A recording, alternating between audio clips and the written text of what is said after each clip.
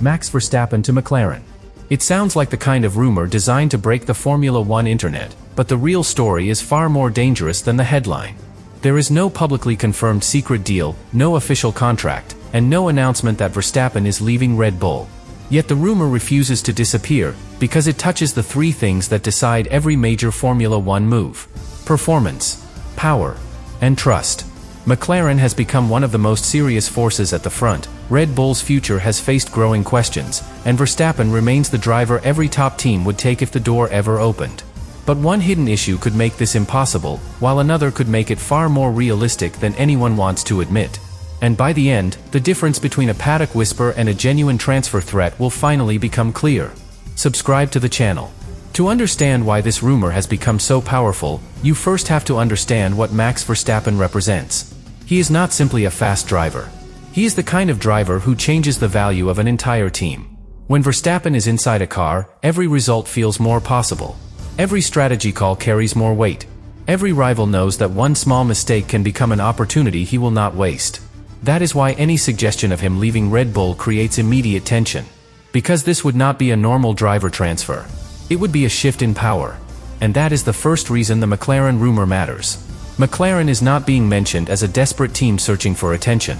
It is being discussed as a possible destination because the idea sounds competitive enough to be taken seriously.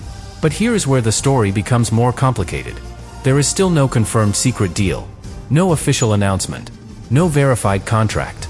No public proof that Verstappen has agreed to leave Red Bull for McLaren. That distinction is critical. In Formula One, rumors often grow because several different things are treated as if they mean the same thing. Interest is not an offer. A conversation is not a negotiation. A negotiation is not a signed agreement. And a signed agreement is not always an immediate move. Those differences may sound small, but they completely change the truth of the story. Imagine hearing that someone looked at a house, then being told they already bought it. That is how quickly transfer rumors can grow. One private question becomes supposed interest. Supposed interest becomes a secret meeting. A secret meeting becomes a hidden agreement. And before long, the public is discussing a deal that may not exist at all. But that does not mean the rumor is meaningless. In fact, the lack of confirmation is part of what makes it so effective. Because Formula One teams rarely reveal their real plans before they are ready. They protect contracts. They protect relationships. They protect the confidence of the drivers already inside the team.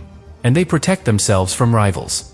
So when people hear that there is no official confirmation, some take that as proof that nothing is happening. Others take it as proof that something is being hidden. That tension creates the perfect environment for a story like this to survive. And McLaren would have a serious problem even before any agreement could be discussed. The team already has its own structure, its own drivers, its own internal balance. Bringing Verstappen into that environment would not simply add speed. It would change everything around him. The engineers would face new pressure. The strategy team would face new expectations. The current drivers would face a completely different future.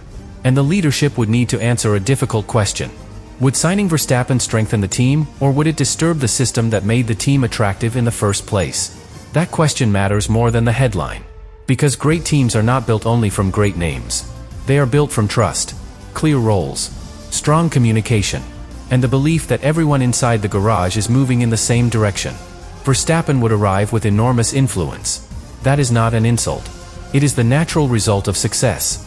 A driver with his reputation does not enter quietly. His feedback matters immediately.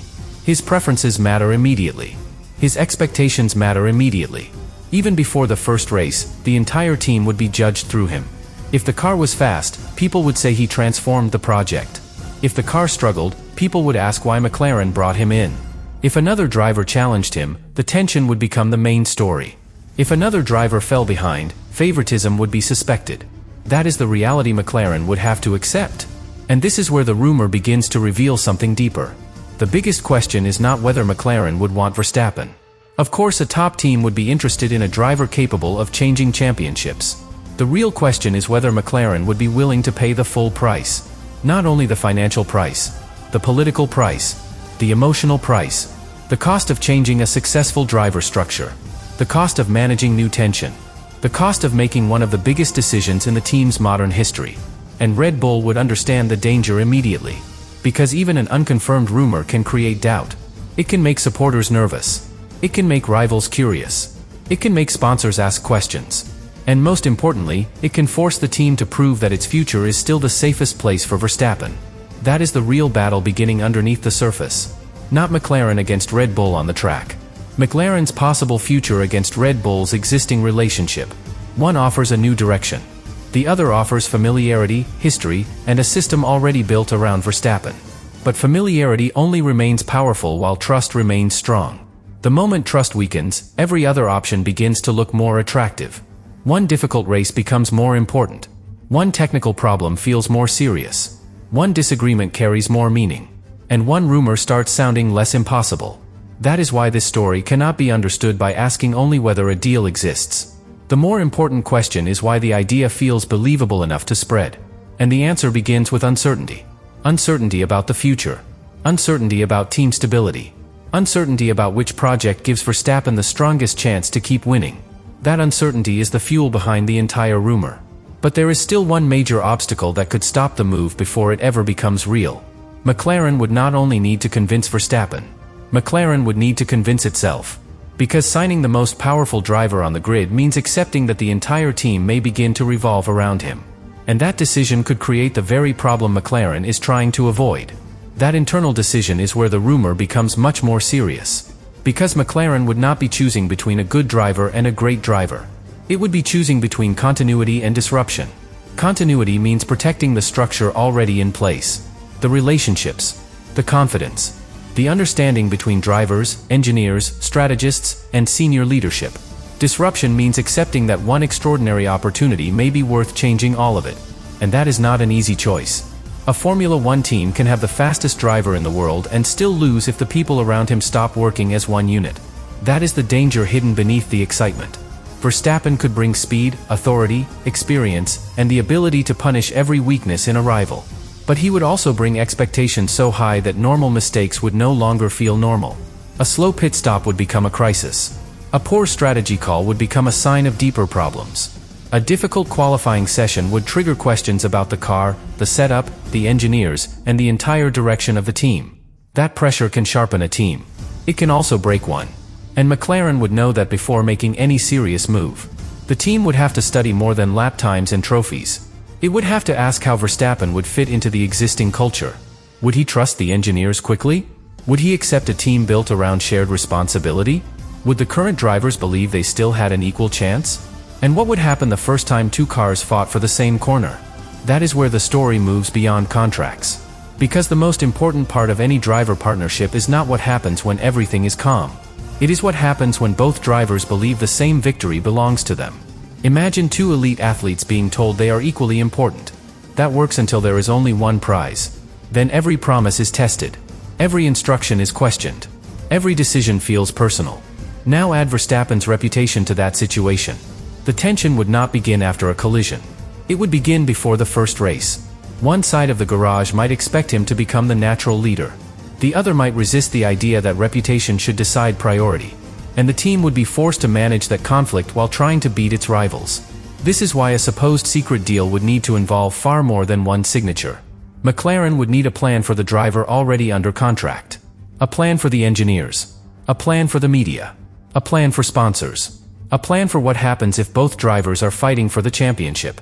Without that, the move could become unstable before it even begins. But here is what makes the rumor difficult to dismiss completely. Teams do not only make decisions based on comfort. They make them based on opportunity. And opportunities involving drivers like Verstappen are rare. A team may spend years building the perfect environment, only to discover that the missing piece is someone capable of converting every small advantage into a win. That is the argument in favor of the move. Not that McLaren needs rescuing. Not that its current drivers are incapable. The argument is that a championship can be decided by moments that last less than a second. A breaking point. A restart. A wet lap. A decision made under pressure. And Verstappen has built his reputation on moments like those. That is why the financial side, while enormous, may not be the biggest obstacle. Money can be negotiated. Sponsorship can be reorganized. Commercial value can help justify a major salary. The harder issue is control. Who becomes the center of the project? Who receives the final development priority? Who gets the preferred strategy when both cars are close? Who speaks for the team when pressure rises? Those questions cannot remain vague forever. And this is where the word secret becomes useful again. Any serious conversation would need to stay private because the moment those questions became public, the existing balance inside McLaren could begin to weaken. A driver who feels replaceable drives differently. An engineer who expects major change works differently.